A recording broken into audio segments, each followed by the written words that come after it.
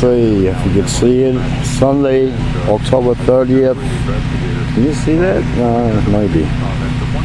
2011. You can see it there. It's almost 2:45. And we're still cleaning up. That tree, Glenn cut the tip off.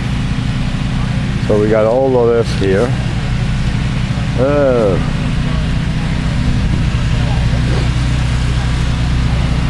And a pile all the way down over there. There we go, one pile. 2 piles. Tree still hanging. Glenn cut the bottom off because it went all the way down to the floor.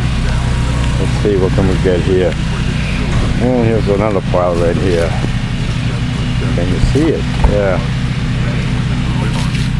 Oh. One branch hanging on top of the power lines. If you could make that out. And we got over here.